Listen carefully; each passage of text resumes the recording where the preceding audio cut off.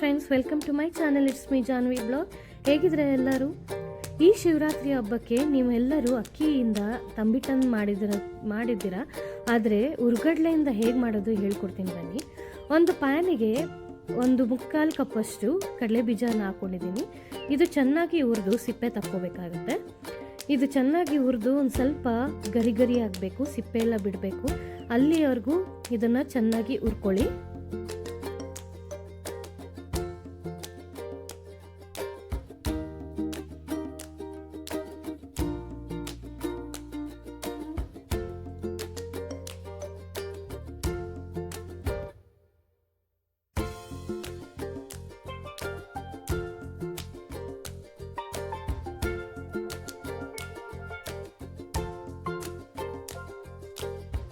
ಕಡಲೆ ಬೀಜ ಹುರಿದಾದ್ಮೇಲೆ ಹುರ್ಗಡ್ಲೆಯನ್ನು ಹುರಿಬೇಕು.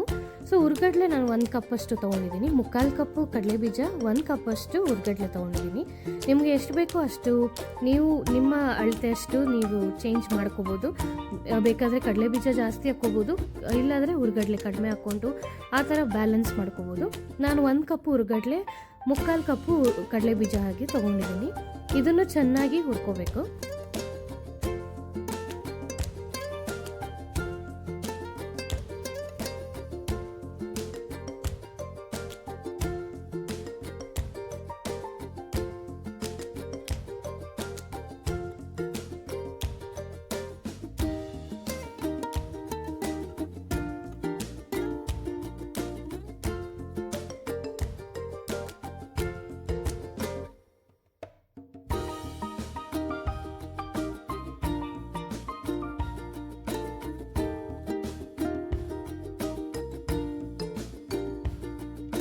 ಹುರ್ಗಡ್ಲೆ ಚೆನ್ನಾಗಿ ಹುರ್ಕೊಂಡಾದ್ಮೇಲೆ ಇಲ್ಲಿ ಗಸಗಸೆ 2 ಸ್ಪೂನಷ್ಟು 2 ಟೀ ಸ್ಪೂನಷ್ಟು ತೊಗೊಂಡಿದ್ದೀನಿ.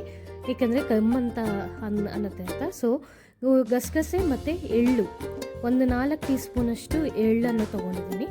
ಇದನ್ನು ಚೆನ್ನಾಗಿ ಹುರ್ಕೋಬೇಕು. ಆ ಘಮ ಬರಬೇಕು. ಗಸಗಸೆ ಹುರಿದಾಗ ಹೇಗೆ ಘಮ ಅಂತ ಸ್ಮೆಲ್ ಬರುತ್ತೋ, ಸೊ ಆ ಥರ ಹುರ್ಕೋಬೇಕಾಗತ್ತೆ. ಚೆನ್ನಾಗಿ ಹುರ್ಕೊಂಡು ಸಪ್ರೇಟ್ ತೆಗೆದಿಟ್ಕೋಬೇಕಾಗತ್ತೆ.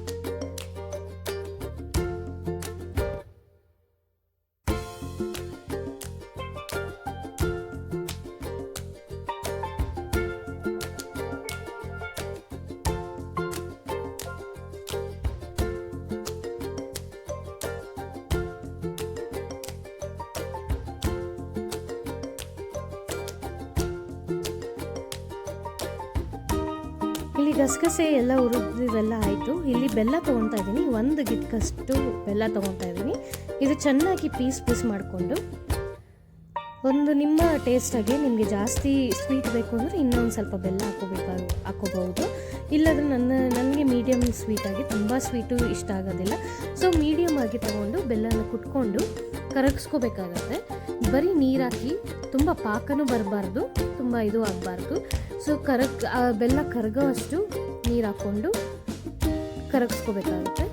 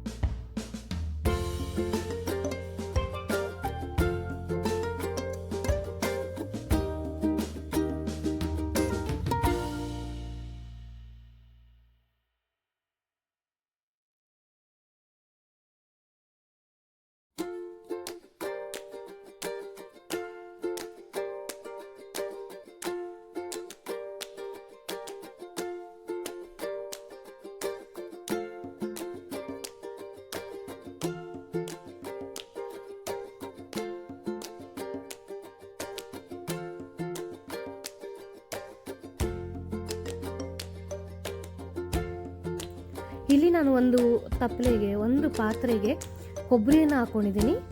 ಕೊಬ್ಬರಿ ಒಂದು ಅರ್ಧ ಗಿಟ್ಕಷ್ಟು ಹಾಕ್ಕೊಂಡಿದ್ದೀನಿ, ಅರ್ಧ ಚಿಪ್ ಅಂತ ಹೇಳ್ಬೋದು. ಸೊ ಡ್ರೈ ಕೊಕೊನೆಟ್ ಕೊಬ್ಬರಿ ಅಂತ ಹೇಳ್ತೀವಲ್ಲ, ಸೊ ಅದನ್ನು ಹಾಕ್ಕೊಂಡಿದ್ದೀನಿ ಇಲ್ಲಿ.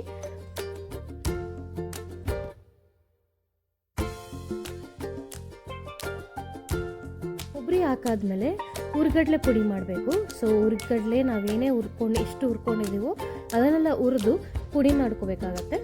ಹುರ್ಗಡ್ಲೆ, ಕಡಲೆ ಬೀಜ ಮತ್ತು ಗಸಗಸೆ, ಎಳ್ಳು ಎಲ್ಲನೂ ಪುಡಿ ಮಾಡ್ಕೋಬೇಕಾಗತ್ತೆ. ಕಡಲೆ ಬೀಜ ಮಾತ್ರ ಅರ್ಧ ಮಾತ್ರ ಪುಡಿ ಅಂದರೆ ಒಂದು ಸ್ವಲ್ಪ ತರಿಯಾಗಿ ಪುಡಿ ಮಾಡ್ಕೋಬೇಕಾಗತ್ತೆ, ತುಂಬಾ ಬೇಡ, ಏಕೆಂದರೆ ಹಂಗೆ ಬಾಯಿಗೆ ಸಿಗ್ತಾ ಇದ್ದರೆ ಚೆನ್ನಾಗಿರುತ್ತೆ ಅಂತ. ಸೊ ಅರ್ಧ ನಾನು ಹಂಗೆ ಇಟ್ಕೊತೀನಿ, ಇನ್ನು ಅರ್ಧ ಮಿಕ್ಸಿಗೆ ಹಾಕ್ಕೊಂಡು ತರಿಯಾಗಿ ಪುಡಿ ಮಾಡ್ಕೊತೀನಿ. ನಾನು ಫುಲ್ಲು ಪುಡಿ ಮಾಡ್ಕೊಳ್ಳಲ್ಲ.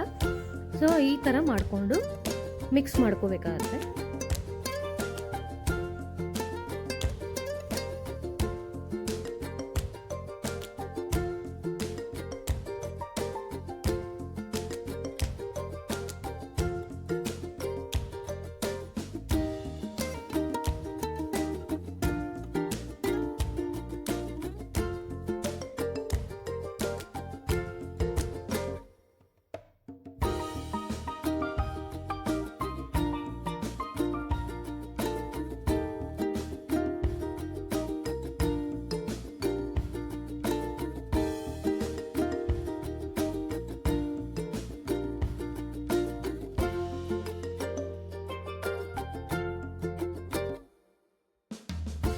ನಾವೆಲ್ಲ ಪುಡಿಯನ್ನು ಎಲ್ಲ ಪುಡಿ ಮಾಡ್ಕೊಂಡು ಮಿಕ್ಸ್ ಮಾಡ್ಕೊಂಡಾಗಿದೆ. ಈಗ ಬೆಲ್ಲ ಕರಗಿದೆ.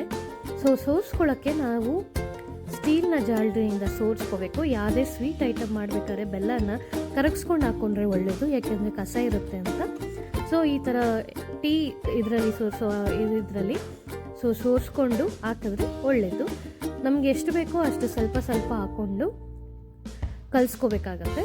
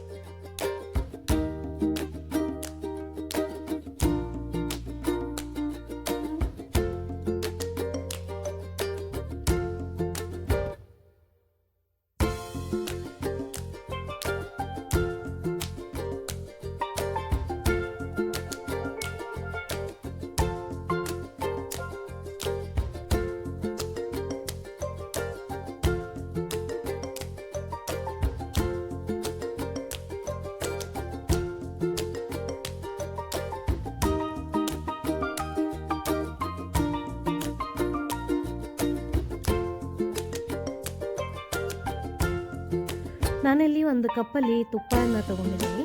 ಕೈಗೆ ಹಚ್ಕೊಂಡು ತುಪ್ಪನ ಕೈಗೆ ಹಚ್ಕೊಂಡು ಈ ಥರ ಉಂಡೆ ಮಾಡಬೇಕು. ಈ ಥರ ಆಗೋವರೆಗೂ ನೀವು ಅದನ್ನು ಕಲಿಸ್ತಾ ಹೋದರೆ ಒಳ್ಳೆಯದಾಗುತ್ತೆ. ಉಂಡೆ ಮಾಡೋಕ್ಕೂ ಸರಿಯಾಗುತ್ತೆ. ಸೊ ಈ ಥರ ಆದಾಗ ಉಂಡೆ ಕಟ್ಟೋ ಅಷ್ಟಲ್ಲ ಆದರೆ ಸೊ ನಿಮ್ಮ ಸ್ವೀಟು ರೆಡಿಯಾಗಿದೆ ಅಂತ ಉಂಡೆ ಮಾಡಿಕೊಂಡು ಹಂಗೆ ತುಪ್ಪ ಹಚ್ಕೊಂಡು ಮಾಡ್ಕೋಬೋದು.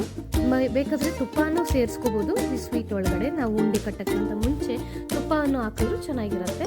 ನಾನು ಇನ್ನೊಂದು ಹೇಳೋದು ಮರ್ತೋದೆ. ಸೊ ಗಸಗಸೆ, ಎಳ್ಳು ಮತ್ತು ಏಲಕ್ಕಿನೂ ಹಾಕಿದ್ದೀನಿ. ಏಲಕ್ಕಿನೂ ಒಂದು 4 ಏಲಕ್ಕಿ ಹಾಕ್ಕೊಂಡಿದ್ದೀನಿ. ಸೊ ಅದು ರೆಕಾರ್ಡ್ ಆಗಿಲ್ಲ ಅಲ್ಲಿ. ಸೊ ಅದಕ್ಕೆ ಏಲಕ್ಕಿನೂ ಹಾಕ್ಕೊಂಡು ಪುಡಿ ಮಾಡ್ಕೊಂಡಿದ್ದೀನಿ.